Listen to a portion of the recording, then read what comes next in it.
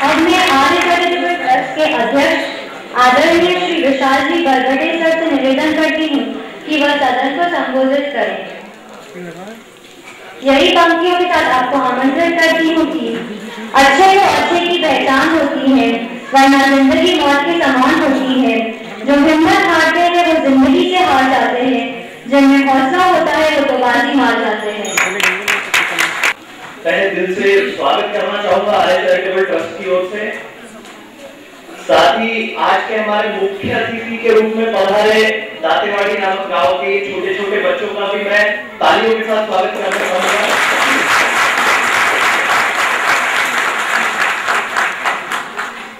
दोस्तों, आर्य charitable trust की स्थापना आज से ठीक 1 वर्ष पहले मास्टर आर्य के स्मृति में की गई थी।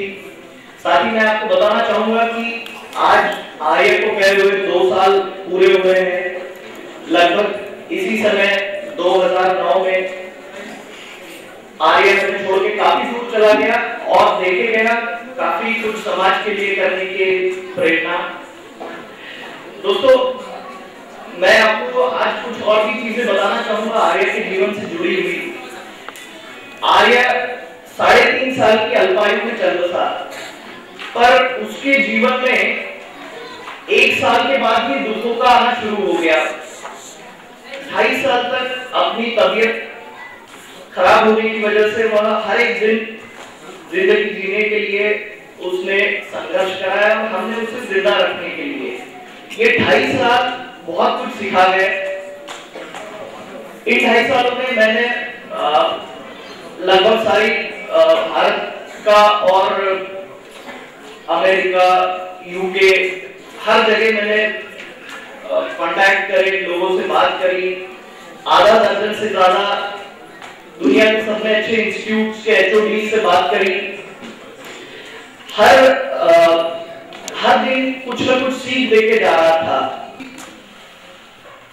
इस दुनिया में हमारे अलावा भी दुखी बालक है और आर्य के अलावा भी बड़ी बीमारियां हैं।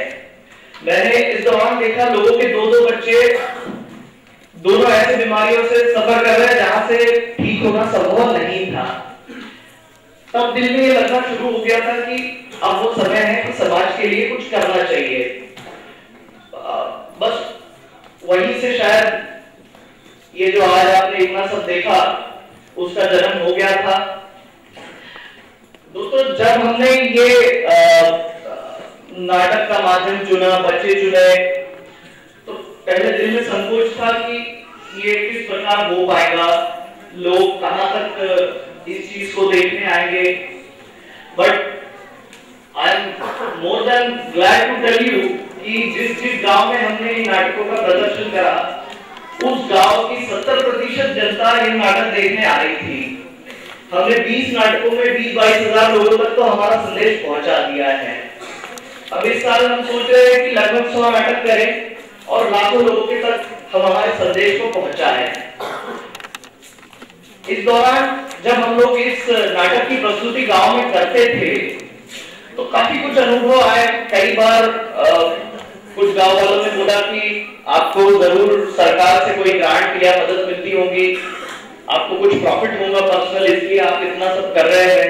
जिस समाज में जी रहे हैं वहां पे अगर हम किसी को बताएं कि एक संस्था निस्वार्थ तरीके से आपके गांव में आके आपको कुछ सीख देना चाह रही है, तो ये चीज किसी को भी हजम नहीं होगी। इसके कई कारण हैं।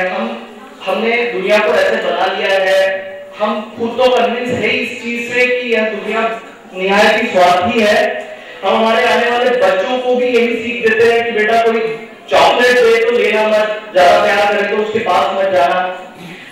यहाँ मुझे लगता है थोड़े बदलाव की जरूरत है। अगर ऐसे ही चलता रहा तो आने वाले 10-20 वर्षों में यह थोड़ी बहुत जो सामाजिक संस्थाएं हैं जो वाकई अच्छा काम कर रही है वह भी बंद हो जाएगी। दोस्तों, अभी भी मैं जब से इस क्षेत्र में जुड़ा हूं, मैंने कई ऐसी संस्थाएं देखी है जो अपने अपने स्तर पर बहुत अच्छा कर रही है, निस्वार्थ तरीके से कर रही है और दिल को बड़ी खुशी होती है ये सब देखते हुए। जब मैं पिछले वर्ष एक ऐसी संस्था के लोगों से मिला जो जेल में जा जाके कैदियों को काउंसलिंग करते हैं, उन्हें ये बताते हैं कि आप इसके बाद चोरियां न करें, आपको हम रोजगार दिला देंगे। मैंने कई तरीके के अच्छे काम करने वाले लोग देखे, तो इसलिए कोई 2-4 लोगों से हमें यह मन बनाना बिल्कुल ठीक नहीं है कि सारी दुनिया स्वार्थी हो चुकी है। अब इसके बाद मुझे एक और जो चीज लगी वो ये थी कि काफी लोगों ने मुझे बोला कि बेटा ये जो आपकी उम्र है, this is not suitable for social work. सामाजिक कार्य 50 साल के बाद हमें करने चाहिए, तब तक अच्छे पैसे कमा लेने चाहिए। दोस्तों, मैं आपको बताना चाहूंगा इन दोनों तीनों चीजों का कोई लेना देना नहीं है। सामाजिक कार्य आपको किसी चीज की कमाई उमाई से नहीं रोकते हैं। सामाजिक कार्य आपका बहुत ज्यादा समय भी नहीं लेते हैं। इस ट्रस्ट में 365 दिन में हार्डली हमारा जो समय लगा है वो 30 दिन है। इतना तो हम दे सकते हैं समाज के लिए, बच्चों के लिए, और देना चाहिए। बल्कि मैं यहाँ बैठे सारे युवाओं से अपील करूंगा कि जो समर्थ है शारीरिक और आर्थिक रूप से, वह अपने जैसे लाइक माइंडेड लोग देखे। और इसी तरीके की कुछ, जैसे आज हम सेहत को लेकर जागरूकता फैला रहे हैं, तो कई और संस्थाएं आए जो उनकी शिक्षा का बेड़ा उठाए, कोई उनके रोजगार का बेड़ा उठाए, कोई उनकी मेडिकल ट्रीटमेंट का बेड़ा उठाए। दोस्तों, ये सब करने से कोई बहुत दुनिया नहीं बदल जाएगी, लेकिन विश्वास करिए, जब रात को आप सोओगे तो आपको जो चैन की नींद आएगी, जो एक सैटिस्फैक्शन रहेगा कि मैंने अपना सामाजिक दायित्व निभा दिया है, वह इस दुनिया में और किसी चीज से आपको नहीं मिलेगा। ये मेरा खुद का अनुभव है।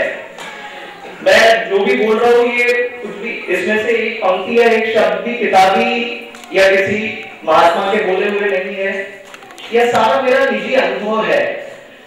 दोस्तों, मैंने इस अनुभव को जमा करने के लिए बहुत बड़ी कीमत दी है। मैं चाहता हूं कि आने वाले समय में जो ट्रस्ट निर्मित हो वो किसी की याद में, किसी के जाने के बाद ना हो। यकीन मानिए, किसी के जाने के बाद आपके दिल को चोट लगी, फिर आपने कर दिया जैसे हमने करा। मुझे इस चीज की खुशी हुई रहती कि अगर ये चीज हमने पहले कर दी रहती, बट अनफॉर्चुनेटली जब तक ये दूसरी दुनिया हम देखते नहीं है, तब तक हमें लगता है जो हमारी रूटीन चल रही है वो ही दुनिया है। ऐसा नहीं है।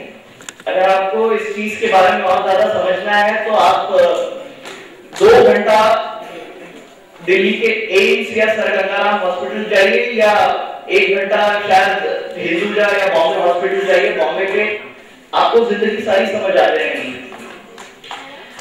मैं हर एक को नहीं बोल रहा हूँ, जिसके दिलों में भावना है कुछ करने की, मैं उन्हें आज ये गुजारिश करना चाहूंगा कि ऐसे संगठन बनाए, लाइक माइंडेड लोग ढूंढे और समाज कार्यों में आए। युवा जो काम कर सकते हैं वो 50 साल के बाद तो आपको खुद सपोर्ट का जरूरत पड़ेगा, क्या समाज कार्य खुद कर पाएंगे। तो मेरा ये मानना है कि समाज कार्यों में युवा पीढ़ी आए, ज्यादा समय नहीं लगता है, बस सोच और मजबूत इरादों की जरूरत है। बहुत कुछ हो सकता है। आज देखिए, इतने सरल तरीके से हमने इस प्ले में जरा भी परफेक्शन नहीं था। अगर आपने देखा होगा तो हमें परफेक्शन नहीं चाहिए था, हमें लोगों के दिलों तक पहुंचना था कि लोग हनुमान जी का मुखौटा सरक जाता है तो हंसने लग जाते हैं।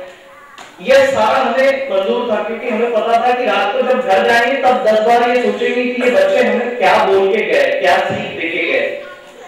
तो हमने जान के इसमें बहुत परफेक्शन नहीं रखा। आपने देखा होगा हमारी जो भाषा है प्ले की, वह अत्यंत जो छोटे छोटे गांव में बोली जाती है, जो वो छोटे छोटे गांव के लोग अपने आप को उस भाषा से आइडेंटिफाई कर सकते हैं, क्योंकि हमारे पास कोई सुपरस्टार नहीं था कि हम सिर्फ बोर्ड लगा दे कि हम एक शो कर रहे हैं और लोग आ जाए।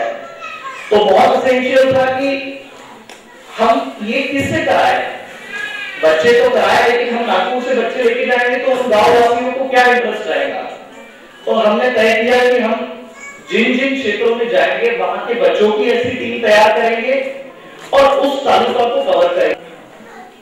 आप कह सकते हैं कि हमने थोड़ा बहुत काम करा है, जो आज आपने देखा है। ये सब शुरुआत है दोस्तों। हमारे आने वाले बहुत अच्छे प्लान्स हैं जो आने वाले दिनों में हम हर साल आपसे शेयर करते रहेंगे। ऐसे कई जिले हमें इस आरोग्य की डिंडी से जागरूक करने हैं। इसमें आप सारे लोगों का सपोर्ट लगेगा, प्यार लगेगा। पिछले 365 दिन का सफर इतना आसान भी नहीं था, बट हमारे जो ट्रस्ट के मेंबर हैं उन्होंने अतिशय आप बोल सकते हैं बहुत ही कमिटमेंट के साथ काम करा। वो मिलिंद पुरानी हो या हमारे आर्ट डायरेक्टर संजय पेटसे जी हो या दातेवाड़ी के दीपक देवपुजारी जी हो, और डॉक्टर देवपुजारी साहब के बगैर तो इस ट्रस्ट की कल्पना करना भी मुझे नहीं लगता कि संभव था। दोस्तों, मैं आपको यकीन दिलाना चाहता हूं कि अगर आपका साथ इसी तरीके से रहा और प्यार इसी तरीके से मिलता रहा और हमारी टीम बड़ी होती गई, तो हम आने वाले दिनों में लाखों लोगों तक यह संदेश फैलाएंगे। इस संदेश से क्या क्या हो सकता है यह तो डॉक्टर साहब आपको बताएंगे। मैं अभी उनसे चर्चा कर रहा था, तो वह आपको मेडिकली काफी अच्छे से बता सकते हैं कि इन संदेशों का किस हद तक इफेक्ट सोसाइटी पे हो सकता है।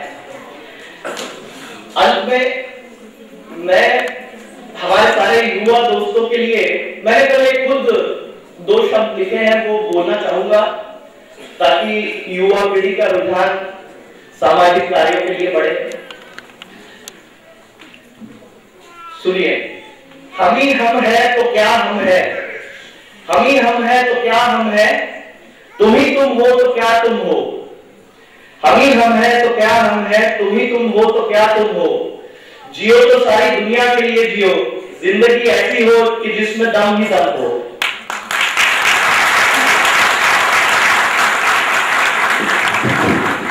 जिंदगी ऐसी हो कि जिसमें दम ही दम हो। कोई पूछे हमारे जाने के बाद कि कैसा था ये शख्स, तो सारी अच्छी बातें हम ही से शुरू होकर हम ही पे खत्म हो। Thank you.